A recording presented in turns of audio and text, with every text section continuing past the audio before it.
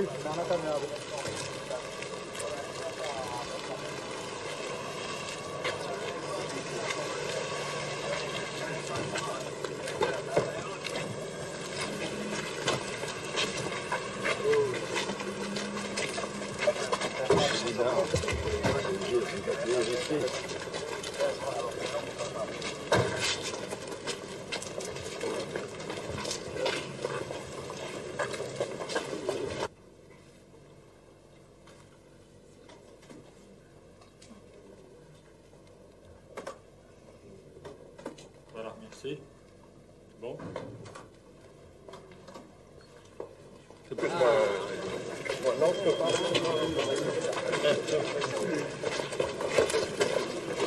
Ami, à très bientôt, ça me fait plaisir de vous voir. Merci beaucoup. Et à très bientôt, j'espère. Au revoir, Monsieur le Président. Bonjour Monsieur le Président. Comment après votre rencontre avec le président Chirac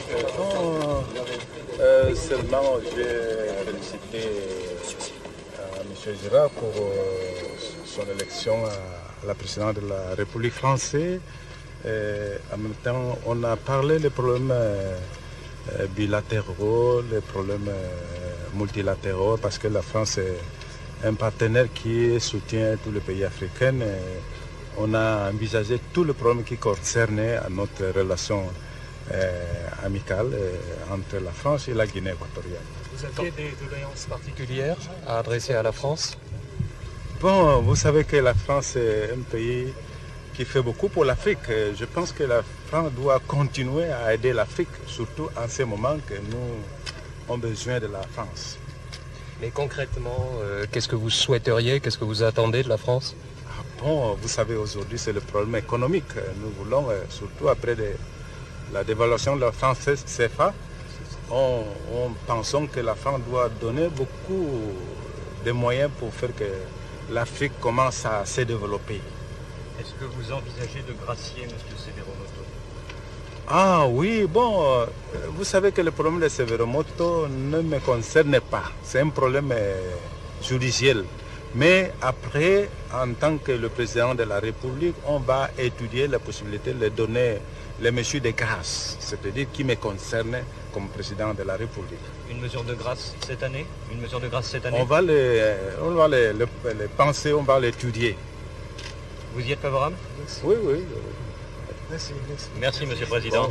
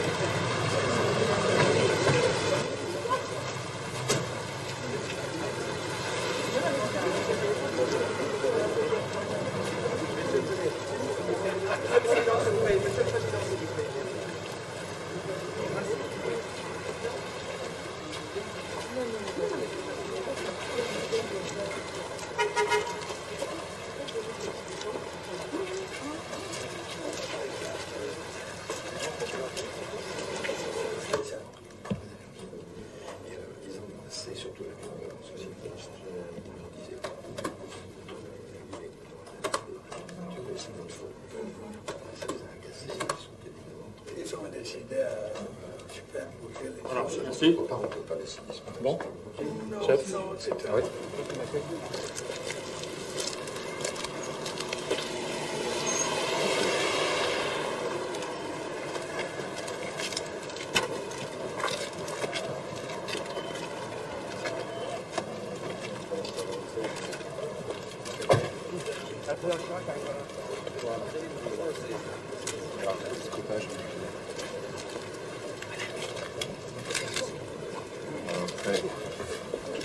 Nous avons une centaine de partis politiques, nous avons des syndicats, une presse qui est libre.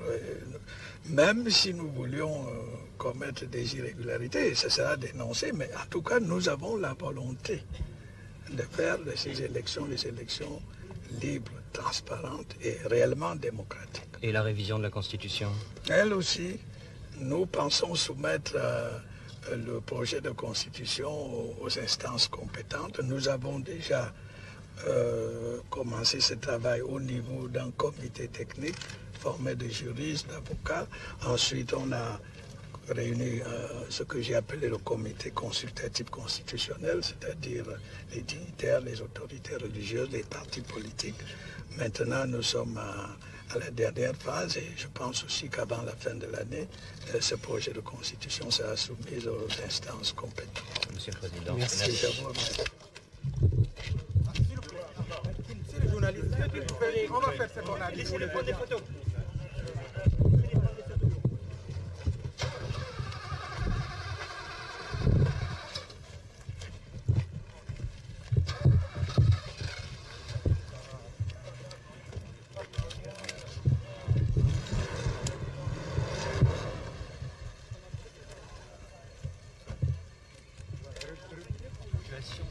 Semble-t-il, de blocage politique au Tchad. Le Premier ministre sortant, Kassiré, vous accusant de tout bloquer pour assurer votre réélection. Alors, où en est-on vraiment et que lui répondez-vous? Je ne pense pas nécessaire de répondre au Premier ministre sortant. Puisque vous l'avez suivi, toutes ces déclarations, quand il était encore en fonction au Tchad comme Premier ministre.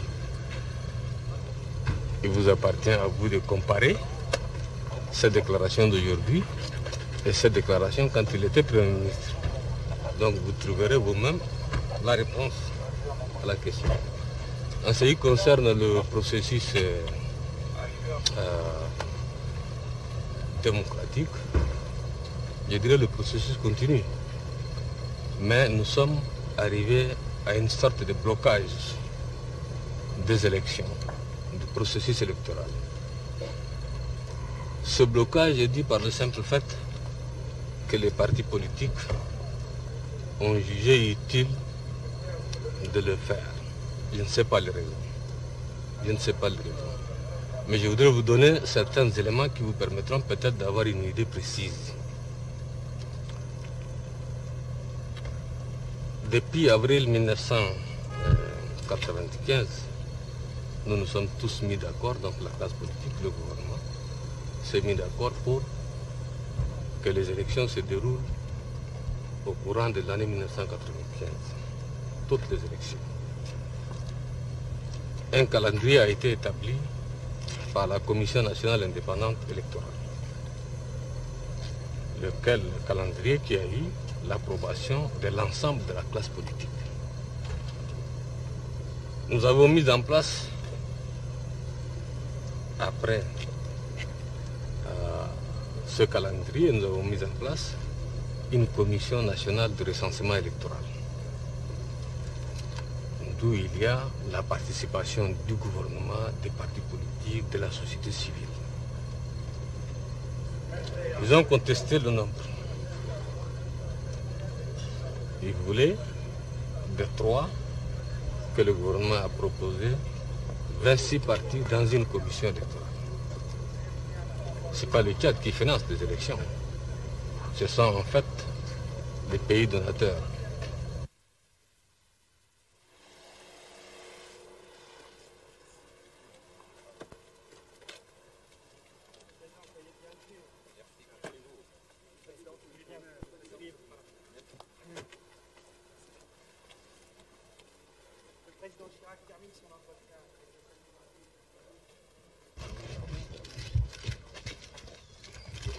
Mon premier point qui aurait dû être le dernier.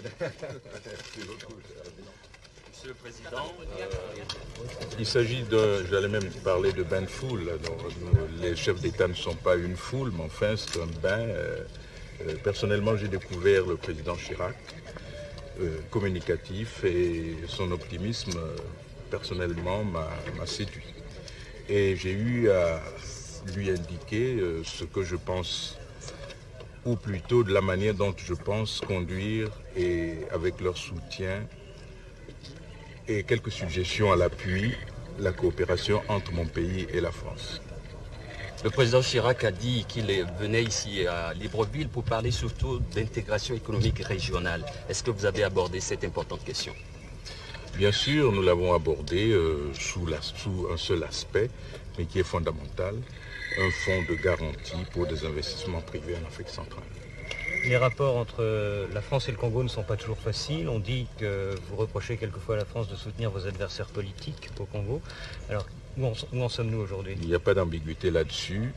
La France est un pays de droit et reconnaître un gouvernement démocratiquement élu fait partie de cela et la France ne peut pas déroger, quelles que soient les amitiés. Est-ce que vous n'avez pas eu des doutes dans le passé? Est-ce que vous n'êtes pas venu aujourd'hui justement pour lever ces doutes? Ce n'est pas à moi de lever des doutes, mais enfin, les assurances qui m'ont été données, c'est que la France tient absolument à sa position de respecter la démocratie naissante. Et moi-même, j'ai eu à indiquer que cette démocratie en Afrique n'en est pas encore une. Nous sommes en transition, il faut que nous le reconnaîtrions nous-mêmes. Nous sommes en transition démocratique et nous devons travailler pour accéder à la démocratie. Ça ne se fait pas en 15 jours, ça ne se fait pas en 3 ans, comme je viens de passer devant vous, là, mais ça va se faire peut-être en quelques générations, pour ne pas dire en quelques dizaines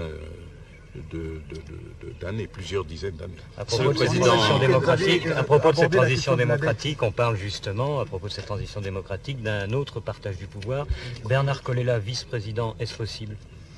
Et pourquoi pas? Dans combien de temps? Cela, c'est dans le domaine du temporel. Autrement dit, cela, c'est dans le domaine d'une réflexion. Il faut une petite réflexion. Et cette réflexion est en cours.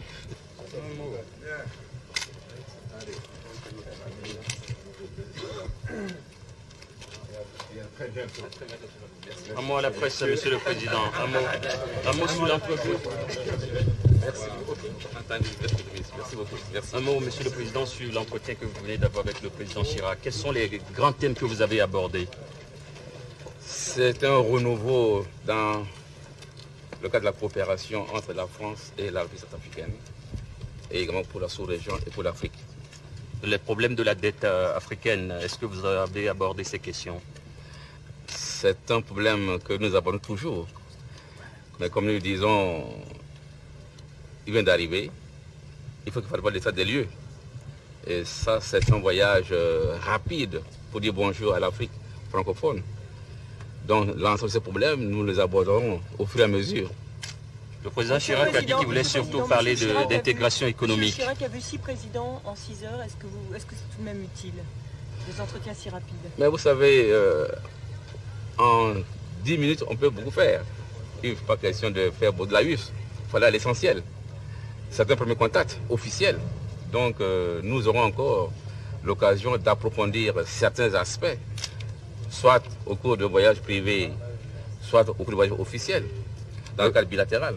L'aspect économique, ça a beaucoup dominé? C'est très positif parce que c'est un changement réel. Ça nous permet de repartir sur de nouvelles bases. Oui, et ça c'est très important. Mais 6 en même temps, ça ne fait pas un peu convocation? Non, M. Boisbouvier, non. Le président Chirac a dit qu'il voulait surtout parler avec vous d'intégration régionale. Est-ce que vous avez abordé le sujet? Nous aurons l'occasion d'aborder tout ceci le mois venu. Pour le moment, on se dit bonjour. Et le changement est intervenu en France. Et chez moi, il y a aussi le changement intervenu. Donc nous sommes tous les deux des hommes du changement. Voilà. Est-ce que vous pouvez nous édifier?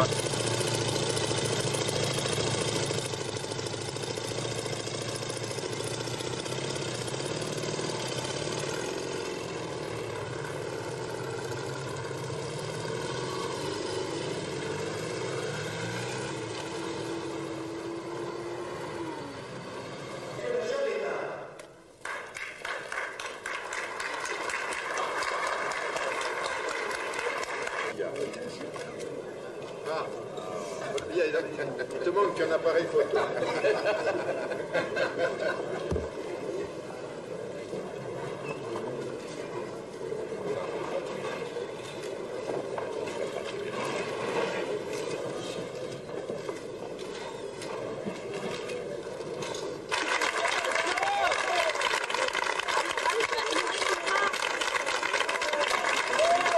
Les relations qui sont les sienne avec les pays africains en général, avec les pays africains francophones en particulier. Ce qui donne à notre pays cette structure ministérielle particulière qu'est le ministère de la coopération. Et je voudrais ici saluer notre ministre de la coopération, Jacques Godefroy, ancien d'ailleurs président lorsqu'il était député du groupe France Gabon, ce qui témoigne de l'intérêt qu'il a toujours porté à ce pays, le Gabon.